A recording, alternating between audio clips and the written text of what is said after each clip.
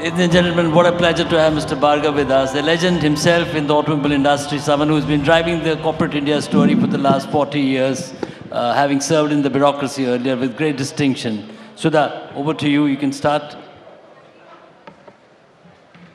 Yeah.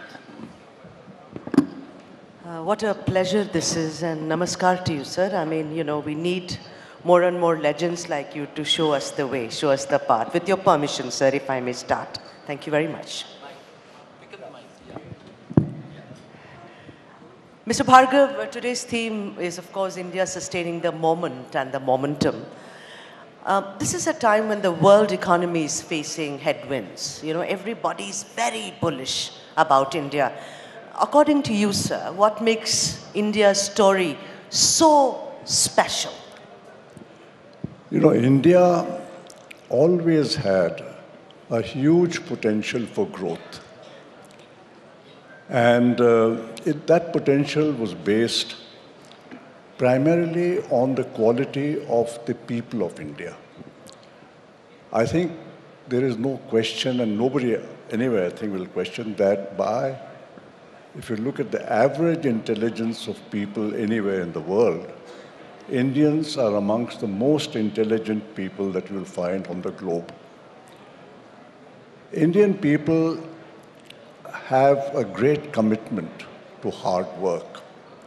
If it wasn't for that, right, you wouldn't have had the kind of resilience which Indians have shown over all kinds of adversities over centuries.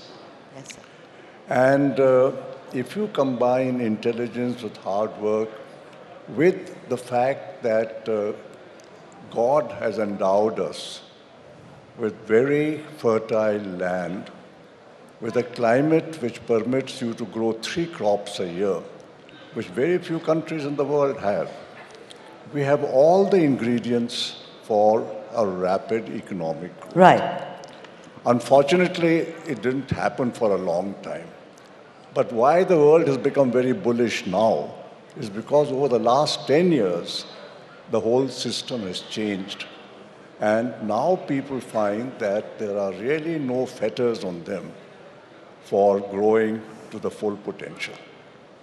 Mr. Bhargav, you know, obviously the last decade has been a decade of momentum, and we're all, you know, so cognizant of it. But for India to truly be Viksit Bharat and that $30 trillion target that all of us aspire to meet, you know, it will take about 9 to 10% growth sustained over the next at least decade or more. Are we ready for that? It's good to have that, you know, aspiration and that, you know, dream to go to $30 trillion, but we haven't grown at that pace. The world hasn't grown at that pace. And how do we, you know, actually make it happen? Especially when manufacturing, which leads the global agenda in growth, is not the strongest point. Of course, there is an exception like Maruti, which you showcase. You know, Rakesh, we have to get rid of a lot of baggage which we have accumulated over 60 years. And that is taking time. And that baggage is in terms not only of the entire systems of laws and regulations and practices, it's the way we have trained our bureaucracy to function, it's the way we've trained a lot of people in this country to think of how business should be done. And we are no longer able to say, at least even now, I think, that business people think more about... Sir, may I request you to hold think more about their company's growth, and they think more about the fact that they need to find ways in which they can accumulate wealth for themselves. Because for a lot of decades, growth was not possible, taxation were very high, and people therefore optimized that by saying, why worry about the company growth? Let the company be at a certain level. We will accumulate our wealth. I think that attitudes have to change. And I think the younger people, the younger generation in India is changing that. And that is one of the factors, I think, which will sustain us when you're saying over the next few decades. Yeah. The younger generation and their attitudes. Mr. Bhargav, you know, your book, The Maruti Story, you're talking about change and how the young will have to sustain that change. You know, you built a company. After all, a company is not built just with brick and mortar. It requires a lot of blood, sweat, tears, passion, love, etc., etc. You know, getting approvals, putting things in place. We always heard about license Raj. We heard about red tapeism, which was always a glut for all of us to go forward.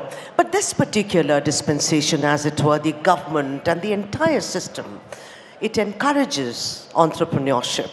You know, so tell us, what does the future look like for India from now on? I can't see any country in the world today, any country of any size in the world today, which has better prospects for the future than India has. I cannot see the Western world has reached a certain level where I think growth is now a dicey matter. Whether they grow or they will get into recession and things. People have lost that ethos of working. People want a much more luxurious kind of life. They want good things to come without working. And in India today, people are aspiring to greatly improve not only their own future, but the future of their families and their children in the future.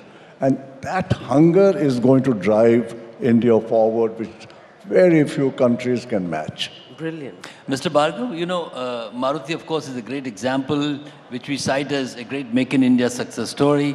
One way of looking at it is that while Maruti has been a great success, we haven't been able to truly replicate that success across sectors, not necessarily just in the auto sector. But the truth of the matter is that Maruti is essentially foreign-owned. It's a Japanese-owned company.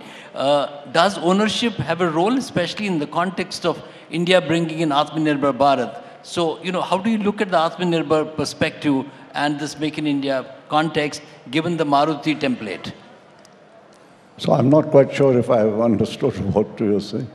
But in Maruti, I think the major factor was the fact that all of us had no other agenda except the growth of the company. We were focused on how to grow this company because whether to Mr. Krishnamurti, he was at the end of his career. I had left the IAS and I had joined this, so I had no other way except to try and make a success of what I was doing here. Mr. Suzuki in Japan had gambled the future of Suzuki Japan on the Indian venture, where everybody thought that this was not going to be a success and he was going to go down. So I think there was a great deal of motivation all round to do things in the right way and not worry about personal things. No, I was talking about the ownership. You know, is foreign ownership still an issue in India? You know, ownership doesn't really matter. At that time when we started, government was a 74% owner. But I found, and I had worked for long in government, that government rules permit you a great deal of latitude to do things differently, but still remain within the rules. This belief that government rules are frightfully rigid and they don't permit you to change, I think stands disproved by the fact that within the Maruti system, if you look at all that we did, and I've described a lot of that in my latest book, Impossible to Possible, we have done a whole lot of changes in the management structure, all remaining within the government rule system. Interesting. Yeah. Yes, and you know, the Maruti story, I'm going back to the first book. And Sorry? The first book, the Maruti story, sir. You've been always a great votary of teamwork. You thought that people-to-people contact, you know, how you interact with each other, that builds a company, takes it several notches above. With the digitization, sir, and artificial intelligence, how is it going to impact when we talk about manufacturing, product design, etc., etc.? It's a new world out there. What's your opinion on that, Mr. Bhargava? You know, ultimately, in any organization, it is the people who make the difference. In a lot of organizations like IT companies and all, everybody is very homogeneous in the sense that they're all engineers and they're all technocrats and things. And so they all work more or less as a team. In manufacturing, unfortunately, we have this, I'm not sure where this has come from, but it has come that people who are less educated are not the same as us. And we have a kind of superiority complex that if we are better educated, we have all the know-how, and the people who are less educated do not have that kind of know-how. It's totally wrong. Actually, the workers in a factory, and they are about 70% of the total employees, have as much interest in or motivation, if they are motivated correctly, to improve the factory, and they have the capability of doing this because by virtue of the experience which they get by working on the shop floor. The challenge for management or people who are in the higher positions is to respect people as people and to recognize that these people also have the same aspirations as we have. They also want to get a better life for themselves and their children. And if you create conditions where they can see that happening, they will work with full devotion to the company. Yeah, that's the work integrity that we are talking about, which is extremely important to the success of the India growth story. Mr. Bhargav, there is by and large broad consensus on the economic reforms in this country. Post-liberalization, there is a direction and a trajectory which stays the course. But there is a strong section in the political class which still sees capital with a sense of suspicion. And you have constantly been arguing in favor of, investing faith in wealth creators as the potentially only viable, durable solution to improve equitable growth in this country. So how does one deal with the level of, distrust in corporate world yet in this country?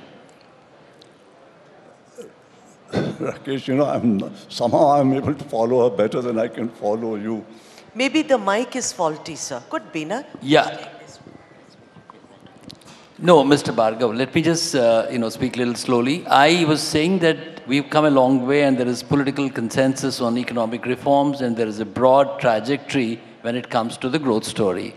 But there is still a large section in the political class which feels, even in the, which feels that the capital has not to be trusted with the same amount of, there is suspicion around capital.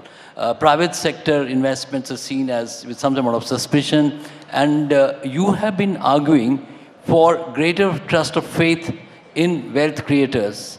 And you've been arguing, saying that that is the only way to build equitable growth in this country. So how does one solve this challenge that is coming across to the corporate world in India?